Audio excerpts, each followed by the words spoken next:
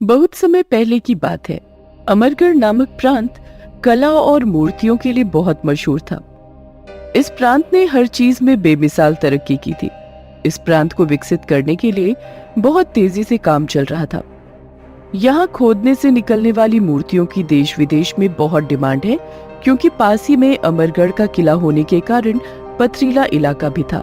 इसलिए वहाँ मशीनों और मजदूरों से काम करवाया जा रहा था। वहीं पर कुछ मजदूर भी सब्बलों से खुदाई कर रहे थे और खुदाई करते वक्त एक मजदूर की सब्बल पत्थर में टकराने से जमीन से 2 फीट ऊंची हवा में उछलकर रुक जाती है और वो मजदूर डरकर 2 कदम पीछे हट जाता है। और वहीं पर रमेश नाम का मजदूर ये सब देख रहा होता है। फिर वो उसके पास आकर कहता है, अरे भाई रुको जरा, मैं देखता हूँ। फिर रमेश सब्बल को अपने दोनों हाथों से पकड़ लेता है और जमीन खोदने के लिए सब्बल को जमीन में मारता है और वो सब्बल रमेश के हाथों से भी जमीन में एक बड़े से पत्थर से टकरा जाती है और सब्बल हवा में उछलकर बहुत दूर जा गिरती है। ये सब देखकर रमेश भी डर जाता है और कहता है, अरे सभी लोग यहाँ पर आओ, यहाँ पर कोई तो शक्ति है, देखो जरा, मुझे तो बहुत डर लग रहा है। रमेश के इतना कहते ही सभी मजदूर उस जगह की ओर भागते हैं और सभी मजदूर वो बड़ा सा पत्थर हटाने की कोशिश करते हैं, लेकिन वो पत्थर वहाँ से टस से मस नहीं होता।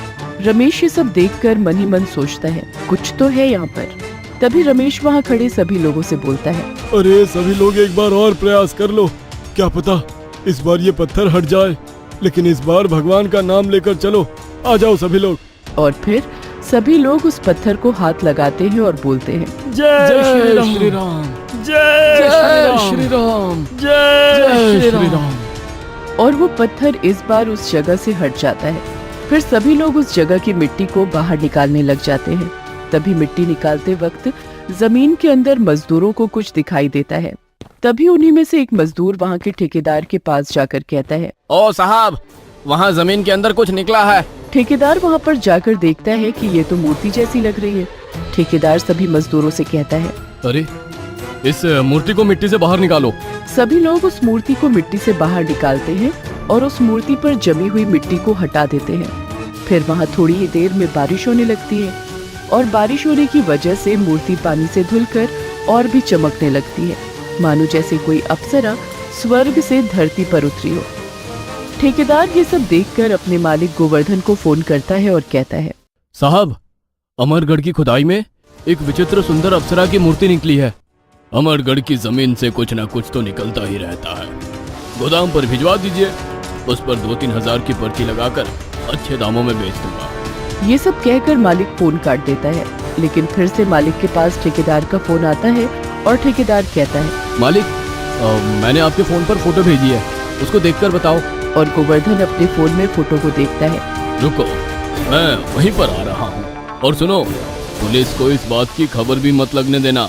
गोवर्धन अपनी गाड़ी से खुदाई वाली जगह पर पहुंच जाता है और उस मूर्ति को देखने के बाद सभी मजदूरों को वहां से अपने अपने घर जाने के लिए कहता है। सभी लोग अपने अपने घर चले जाओ, और रमेश, तुम यहीं पर रुको, तुम्हें इस मूर्ति को गोदाम पर पहुंचाना है। लेकिन ध्यान रहे रमेश, मूर्ति सही सलामत पहुंच जानी चाहिए, इसके लिए तुम्हें कुछ पैसे मिलेंगे। रमेश अपने मालिक की बात मान लेता है और फिर मूर्ति को जंगल के रास्ते से ले जाता है। तभी जंगल के रास्ते में गाड़ी के पहिया की हवा निकल जाती है। रमेश गाड़ी से उतरकर देखता है और कहता है, रात होने को है और इस गाड़ी की हवा यही निकलनी थी, चलो आज की रात इसी जंगल में गुजार लेते हैं। इतना कहकर रमेश मूर्ति को गाड़ी से निकालकर जमीन पर रख देता है और फिर वो भी जमीन पर सोने के लिए लेट जाता है और मन ही मन सोचता है, काश ये मूर्ति मुझे मिली होती और मैं गरीबों की मदद कर पाता। इतना कहते ही मूर्ति परी के रूप में बदल जाती है।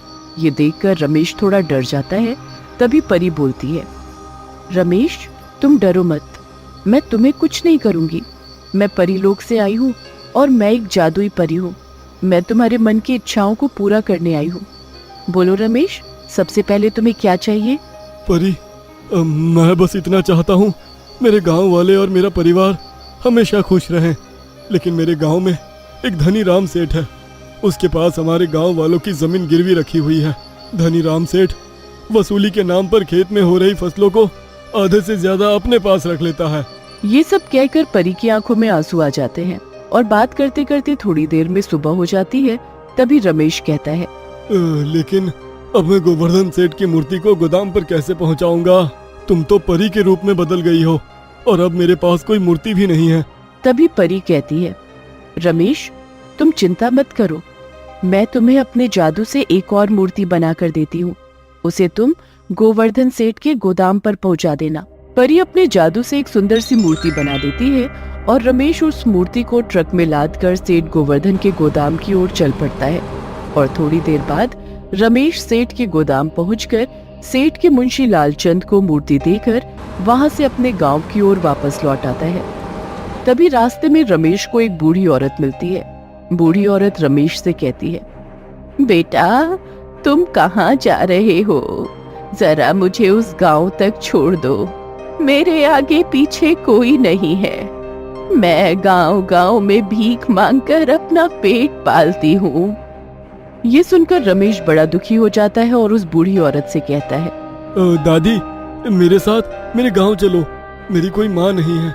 रमेश दादी को अपने साथ अपने घर ले जाता है। घर पहुंचकर रमेश दादी से कहता है, माँ तुम इधर बैठो, मैं आपके लिए कुछ खाना पका कर लाता हूँ। तभी रमेश अपनी माँ के लिए खाना बनाने का सामान देखता है तो पता चलता है कि सारे सामान में तो कीड़े पड़ गए हैं और परी भी उसके साथ वहीं पर थी, क्योंकि परी सिर्फ रमेश को ही दिखती थी। परी रमेश से कहती है, मैं तुम्हें एक जादुई पतीला देती हूँ, उस पतीले से तुम जो मांगोगे खाली पतीला उस चीज से भर जाएगा। और ध्यान रहे रमेश, ये पतीला अगर कोई चुरा लेता है और इस पतीले का गलत उपयोग करता है तो इस पतीले में से बिच्छू ही बिच्छू निकलेंगे। और परी अपने जादू से एक पतीला बनाती है और उस पतीले को परी रमेश को दे देती है। और फिर रमेश उस पतीले से कहता है, पतीला पतीला मुझे कुछ पैसे चाहिए। पतीला 100-100 के नोटों से भर जाता है और फिर रमेश उन पैसों में से कुछ पैसे लेकर बाजार जाता है। रमेश मन ही मन सोचता है कि अगर मैं उस पतीले से सब्जी और राशन मांगता तो राशन और सब्जी तो मिल जाती, लेकिन उन दुकानदारों का क्या होता जो हम गांव वालों के भरोसे अपनी दुकान चलाते हैं। ये सोचते सोचते रमेश बाजार पहुंच जाता है और रमेश सब्जी वाले से कहता, चाचा मुझे 1 किलो आलू, 1 किलो टमाटर और 1 किलो प्याज दे दो, मैं तब तक किराने की दुकान से राशन लेकर आता हूँ। सब्जी वाले चाचा सब्जी तौलने लगते हैं। रमेश राशन की दुकान पर जाता है। जिस दुकान पर रमेश राशन लेने जाता है वो दुकानदार घनसू रमेश को अच्छी तरह से जानता था कि रमेश बहुत गरीब है। और रमेश दुकानदार से कहता है, घनसू चाचा मुझे 2 किलो तेल, 1 किलो अरहर की दाल और 5 किलो आटा तौल दो। तभी घनसू रमेश से कहता है, रमेश क्या बात है, आज तुम इतना सारा राशन खरीद रहे हो, कहीं कोई लॉटरी तो नहीं लग गई?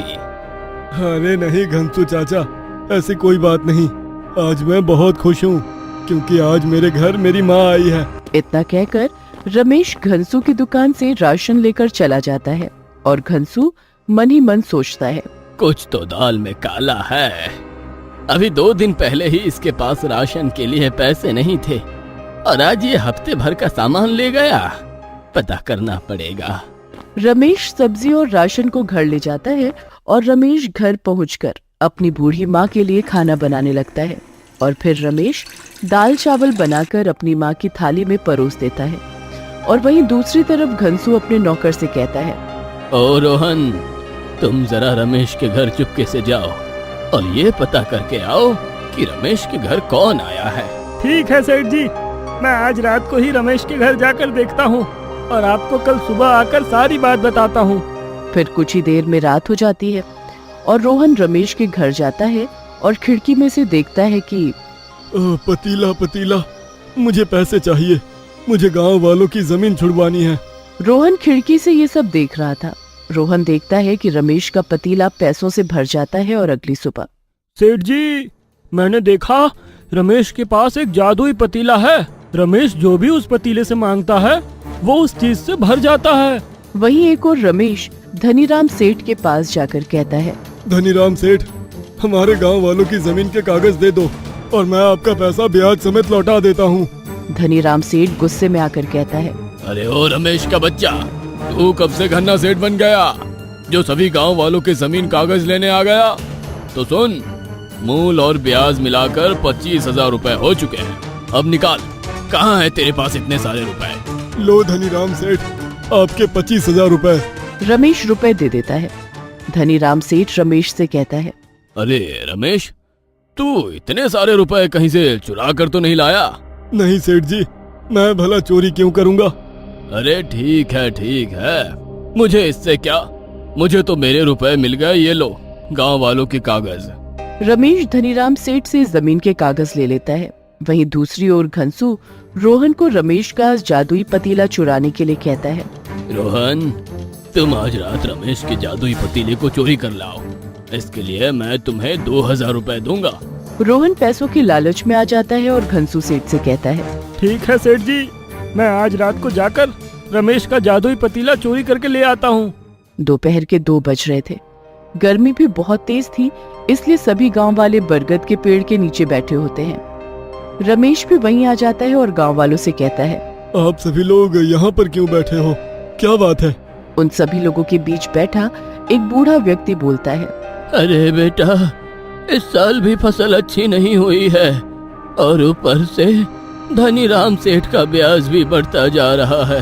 तभी इतने में रमेश कहता है, मेरे प्यारे गांव वालों, मैं आप सभी के जमीन के कागजों को उस धनीराम सेठ से ब्याज सहित पैसे देकर ले आया हूँ। रमेश सभी गांव वालों के कागज उन्हें दे देता है। सभी गांव वाले खुश होते हैं। गांव वालों के चेहरे पर मुस्कुराहट देखकर रमेश के चेहरे पर भी खुशी आ जाती है। गांव वाले रमेश से कहते हैं, बेटा, तुमने हमारे पूर्वजों की जमीन को लौटाकर हमारी इज्जत बचा ली। तुम हमेशा खुश रहो और तुम्हारी जिंदगी में कभी कोई दुख ना आए। वहीं दूसरी तरफ रोहन रमेश के जादुई पतीले को चुराने की योजना बनाता है और कुछ ही समय में शाम हो जाती है। रोहन रात होने का इंतजार करता है। तभी रोहन रात के अंधेरे में रमेश के घर पहुंच जाता है और देखता है कि रमेश और उसकी बूढ़ी माँ सो रहे होते हैं। तभी रमेश चुपके से उस जादुई पतीले को चोरी करके घनसू सेठ के घर पहुंचकर सेठ से कहता है, ये लो सेठ जी, रमेश का जादुई पतीला, और अब मुझे मेरे पैसे दे दो ताकि मैं अपने घर जाऊं। वैसे भी बहुत रात हो चुकी है, मुझे घर जाकर सोना भी है। हाँ, ये लो तुम्हारे 2,000 रुपए, अब तुम जा सकते हो। रोहन पैसों को लेकर अपने घर चला जाता है। रोहन के जाने के बाद घनसू कहता है, जरा मैं भी तो देखूं ये कैसा जादुई पतीला है। फिर घनसू पतीले से कहकर कुछ मांगता है। पतीला, मुझे बहुत सारे रुपए चाहिए। इतना कहते ही पतीले से बहुत सारे बिच्छू निकलने लगते हैं। घनसू ये सब देखकर घबरा जाता है और कहता है, अरे बाप रे, इतने सारे बिच्छू, मैंने तो पतीले से रुपए मांगे थे, ये बिच्छू कहाँ से आ गए? देखते ही देखते एक काला बिच्छू घनसू सेठ के पैर में डंक मार देता है। घनसू सेठ जोर से चीख पड़ता है, अरे बाप रे, मार डाला रे। धीरे धीरे घनसू के शरीर में बिच्छू का जहर फैल जाता है और वो बीमार पड़ जाता है। अगली सुबह घनसू जब बेहोशी से बाहर आता है तो देखता है कि उसके पैर में सूजन आ गई है, जिसके कारण वो चल नहीं पाता है और अपने बिस्तर पर पड़ा पड़ा रोता रहता है और कहता है, हे भगवान, मुझे क्षमा कर दो, मुझे रमेश के साथ ऐसा दुर्व्यवहार नहीं करना चाहिए। अब मैं समझ चुका हूँ कि किसी को समय से पहले और किस्मत से ज्यादा कभी नहीं मिलता। कभी भी किसी का पैसा देखकर जलो मत। आपके पास जो भी है उसी में खुश रहना सीखो, क्योंकि अगर किस्मत में सुख होगा तो सुख ही मिलेगा और दुख होगा तो दुख ही मिलेगा। बस ये आपके कर्मों पर निर्भर करता है।